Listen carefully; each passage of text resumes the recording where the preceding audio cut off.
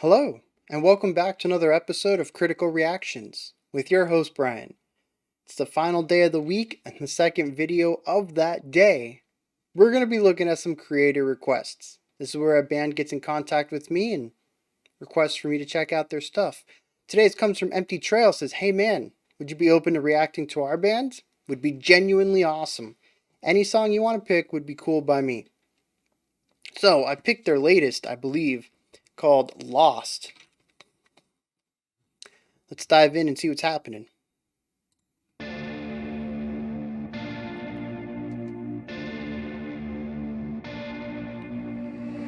You were the one I used to see. We got a 2-bar vamp right here. 'Cause all your words were so unique. And what you said has left me full of hate. Really great atmosphere building.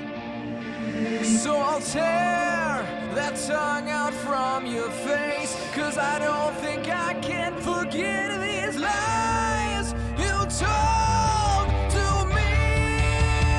Yeah. Really nice building that energy into this.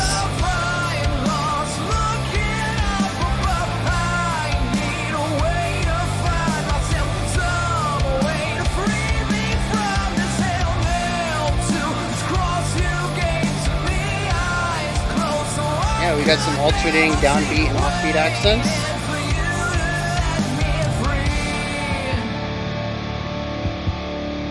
And it just never was enough. I guess my love was not enough. And you took all I ever had until the blood. Yeah, some really interesting counterpoint line right here. 3-point.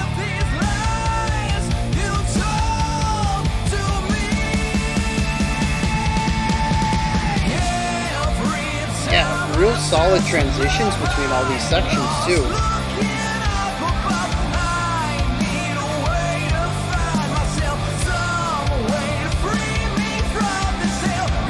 Yeah, and the drums are accent from the downbeat there, vocals are accent from offbeat. You get this back and forth idea.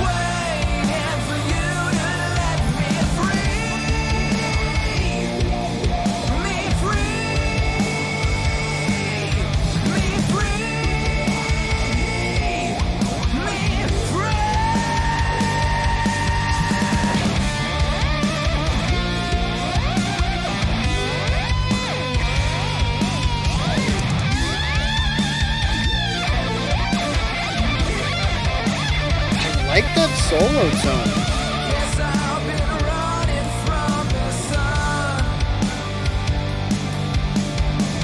Can't say that I've been having fun. I took this time so I'd reflect. What good could all of this perfect? 'Cause I'm still waiting. Every time I think that's the search for sharpest love, transition so I'm far. lost looking up above. I need a way to find myself. Nailed to this cross you gave But it's done me, eyes for the closed effect. so I could never see. Waiting for you to let me free. Every time I search for love, I'm lost looking up above. I need a way so I'll be free. Be free. Be free. Be free. Yeah.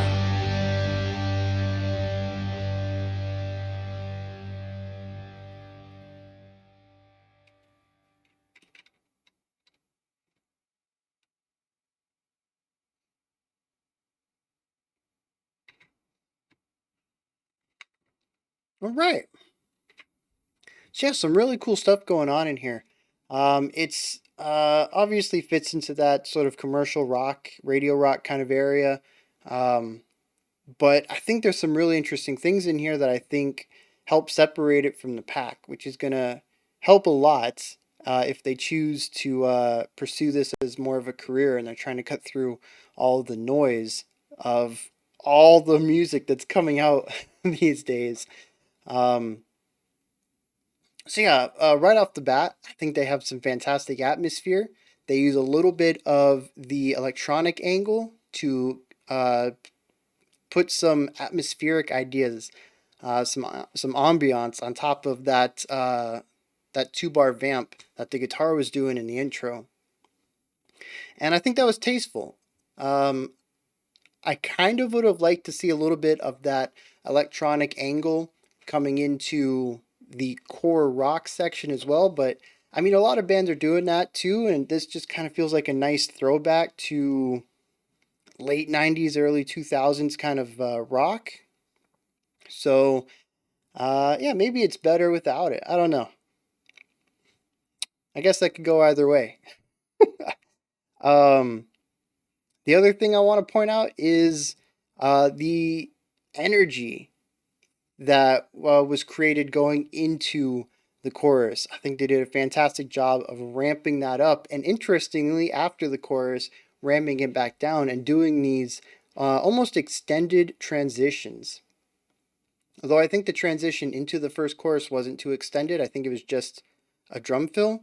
But coming out of it, we actually had this transitory section, uh, 8 bars, maybe 16 bars, depending on how you count it. I did feel halftime and double time kind of going throughout here, so I'm not sure what the intended BPM is, but give or take, we had this section after the first chorus that led us into the first verse, and it was this really nice extended transition into it.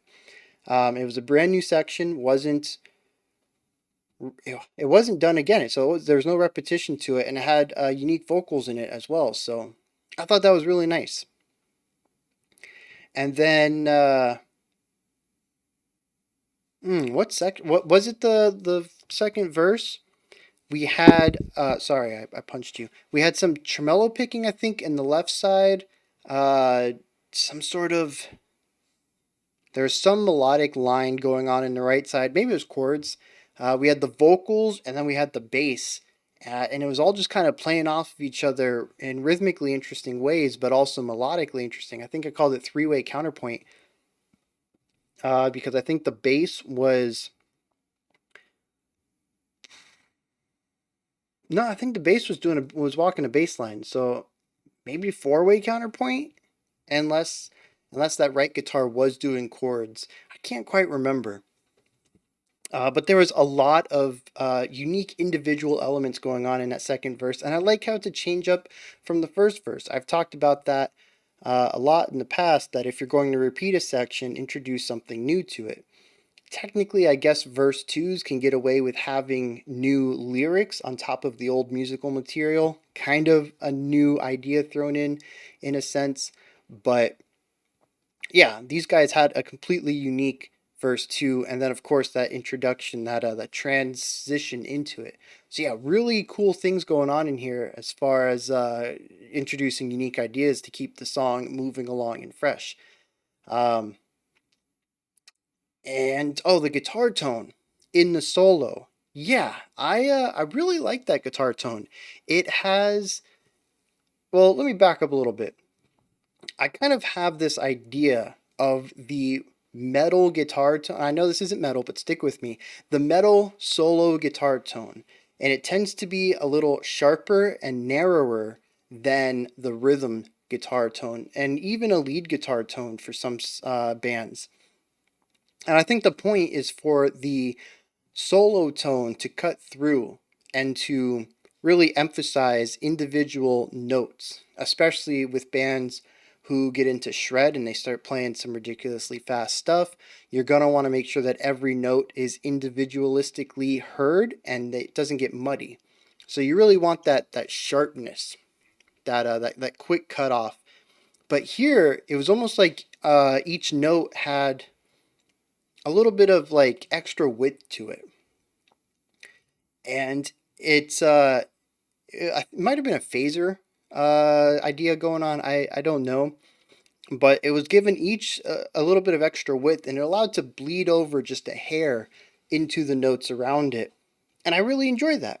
It creates some extra texture as the notes can kind of overlap for a fraction of a second, but you're still going to get some of those characteristics into the phrase as a whole.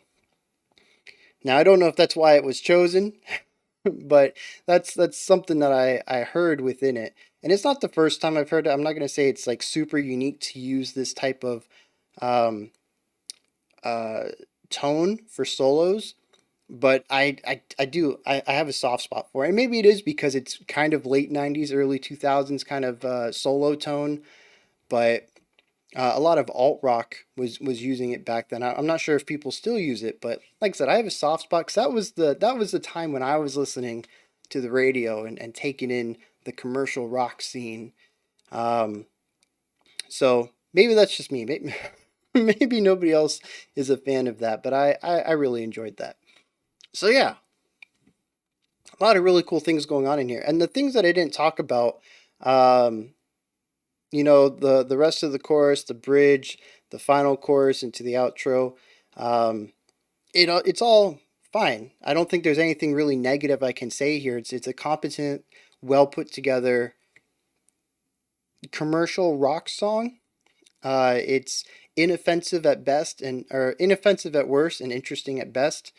And I don't want that to be taken negatively. Empty Trail, if you're listening, I do not mean that as a negative. I just mean that, everything works at a base level, and some aspects go above that and, are good. I enjoyed them. There's nothing in here that's exceptionally bad or that I think would need to be replaced. And if you enjoy the art you're putting out, and this is exactly the sound that you had when you thought of the song, and you've put it together, you've written it, you've recorded it, you've put it out as a track for people to listen to, and it is exactly what you wanted.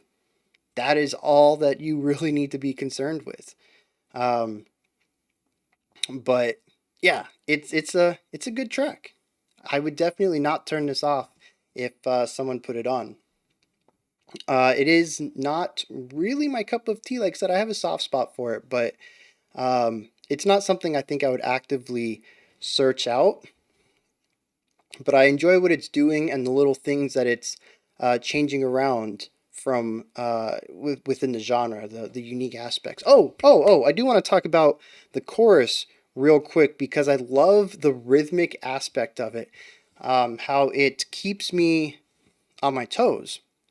There's this constant playfulness between emphasizing downbeats and emphasizing offbeats. And I think what's best about it is that sometimes the drums are in line with the vocals, and the vocals are the ones that are kind of being playful with it. They're leading this playfulness, jumping back and forth between these two types of accents. But the cool thing is the drums are not always playing in line with the vocals. I think it's at the end of bar 4 when the drums emphasize every downbeat while the vocals are emphasizing the offbeats, and you get this little back and forth of accents, and it is really nice. It's a nice little touch for that section. So yeah, like I said, competently put together commercial rock song. I think it's fantastic. You guys stick with it, right? Keep honing your craft. You'll get there. Those are my thoughts on Empty Trails Lost. This is where you guys come in. Let me know what you thought. If you enjoyed this or not, anything that stuck out to you, anything that you might agree with me or disagree with me on, go ahead and put those down in the comments. When you're done commenting, you can head up to the description box. In there is a link for Linktree. Take you to this joint right here. Fantastic resource if you're interested in anything about critical reactions outside of the channel. You can check out the Patreon and help support the channel. Also get voting rights to be able to vote on future songs and themes. You can follow me on Twitter. You can join the Discord community and talk with other music fanatics. You can check out what I've been listening to on Last FM and what I've created on BandLab, as well as just, there's a lot of stuff in here. Go ahead and check it out. Above the description box is a link. No, above the description box, like, subscribe, ring the bell, 3 buttons right there. that's it for this week. We've made it through another week. Um, as usual, I won't be posting Saturday and Sunday. I will be back Monday at 5 p.m. Eastern Standard Time, 10 p.m. UTC. We'll be doing Vulnerable Side Week, where we look at songs that are a bit more thoughtful, pensive, maybe a little bit more uh, emotive and soul rending. Not soul rending, soul sharing. That's the word I want. That sounds less violent. But over the weekend, if you'd like, I did put out a blocked live stream from September, I think it was. You can catch up on that. My top 10 albums of last year video is out. If you haven't seen that, you can catch up on that as well. Plus anything you might have missed this week. Or if you don't want to catch up on anything, that's fine. It's your weekend, man. Do what you want. Seriously. Why are you letting me tell you what you can do? As usual, though, be critical, not cynical of the music you listen to. Have a fantastic morning, afternoon, or evening whenever you choose to watch my videos.